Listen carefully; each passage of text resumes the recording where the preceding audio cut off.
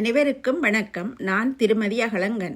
தமிழறிஞர் தமிழ்மணி அகலங்கன் அவர்களின் இலக்கியச் செமிழ் எனும் நூலில் இடம்பெற்ற தமிழின் பற்றினை, அப்பற்றின் அவசியத்தை அழகாக ஆழமாக எடுத்துரைக்கும் பற்றற்ற தமிழ் பற்று எனும் கட்டுரையை கேட்டு தமிழ் பற்றை பற்றி கொள்ளுங்கள். யாழ்ப்பாணத்தை நோக்கி சென்று கொண்டிருக்கிறது பேருந்து வண்டி. சுமார் 50 வயது மதிக்கத்தக்க தமிழ் பெண்மணி ஒருத்தி பேருந்து வண்டியை மறித்து ஏறிக்கொண்டாள். அம்மா, எங்க போறியல்? இது நடத்துனரின் குரல். ஜஹ்னா என்றார் அந்த பெண்மணி. ஏன், யாழ்ப்பாணம் போகலையோ என்று கேட்டு சிரித்தார் நடத்துனர். அருகில் இருந்த எனக்கு நடத்துனரின் கிண்டல் மிகுந்த உற்சாகமானதாகவும் பொருத்தமானதாகவும் தெரிந்தது. தமிழுக்கு தேசிய அங்கீகாரம் வேண்டுமென்று திம்புவில் பேச்சுவார்த்தை நடைபெற்றால் மட்டும் போதாது. எங்கள் இதயத்திலே தமிழின் அங்கீகாரம் உறுதியாக நிலைநாட்டப்பட வேண்டும். அது வார்த்தைகளின் மூலம் நடைமுறைப்படுத்தப்பட வேண்டும். எங்குந்தமிழ், எதிலுந்தமிழ், எப்போதும் தமிழ் என்ற எண்ணம் எங்கும் ஒலிக்க வேண்டும். எங்கள் பாவனைக்கு நாங்கள் பயன்படுத்தப்படாமல் விட்டுவிட்டு எங்கள் மொழிக்கு உரிமை தாருங்கள் என்று எங்கெங்கோ போய் கையேந்தும் நிலை எங்களுக்கு தேவையில்லாதது, வெட்கக்கேடானது.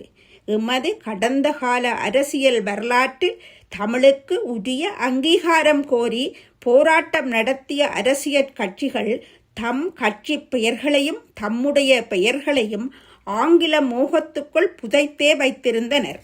தமிழுக்கு சம உரிமை கோரி சத்தியாகிரக போர்களை நடத்திய தந்தை செல்வநாயகம் அவர்கள் தன் பெயரையோ கையெழுத்தையோ சாவண்ணா, ஜேஎன்னா, பேஎன்னா செல்வநாயகமாக எழுதியதில்லை. SJB செல்வநாயகமாகவே எழுதி கொண்டார். 50க்கு 50 கோரிய GG பொன்னம்பலம் தனது பெயரை கானா, காவண்ணா, பொன்னம்பலமாக நினைத்து பார்த்ததே இல்லை. அப்படி எழுதியவர்கள் மேல் கோபம் கொண்ட தமிழ் பற்று அவருடையது. இலங்கையில் மட்டுமன்றி இந்தியாவிலும் கூட இந்த நிலையை காணக்கூடியதாக இருக்கின்றது. தமிழ் பேச்சாலும் எழுத்தாலும் தமிழர் இதயங்களை கொள்ளை கொண்டு பேரறிஞர் அண்ணா என்று தமிழ் கூறும் நல்லுலகம் இன்றும் அழைக்கும் அண்ணாதுரை அவர்கள் முன்னாள் தமிழக முதல்வர் தன் பெயரை CN அண்ணாதுரையாகவே கடைசி வரை எழுதி பயன்படுத்தினார்.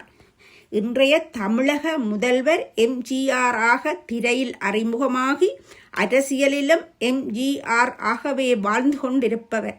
தமிழோடு நன்றாக ஒன்றி கலந்த சமஸ்கிருத சொல்லே தம் பெயர்களிலும் கலந்திருப்பதைக் கண்டு பொறுக்க மாட்டாதவர்களாய் தம்முடைய பெயரை தனி தமிழில் மாற்றிய தமிழ் அறிஞர்கள் இன்றும் நினைத்து போற்றுதற்குரியவர்கள்.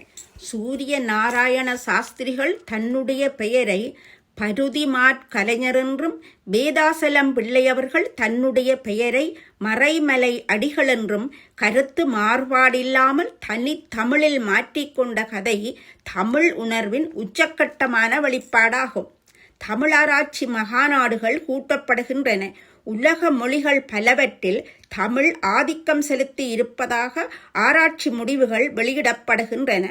ஆனால் இங்கோ பருத்தித்துறை பொயின்பெட்ரோ ஆகவும், திருகோணமலை ட்ரிங்கோமலி ஆகவும், மட்டக்களப்பு பட்டிக்கொலோ ஆகவும், யாழ்ப்பாணம் ஜஃப்னா ஆகவும் தமிழராலேயே அழைக்கப்படும் பரிதாபம் நடைபெறுகின்றது. தமிழிலுள்ள இந்த ஊர் பெயர்களை சரியாக உச்சரிக்க தெரியாத ஆங்கிலேயர் அழகான தமிழ் பெயர்களை கெடுத்து சிதைத்து இப்படி அலங்கோலமாக உச்சரித்தனர்.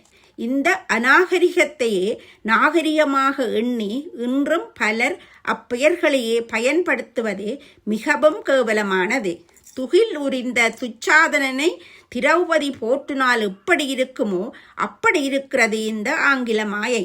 தங்களுடைய குழந்தைகள் குழலையும் யாழையும் வென்ற இனிய குரலிலே தங்களை டேடி, மம்மி என்று அழைப்பதையே அவர்களை பெற்றதனாலே தாம் அடையும் பெரும் பேரெனக் கருதும் தமிழர்கள் எம்மிடையே இன்றும் உண்டு.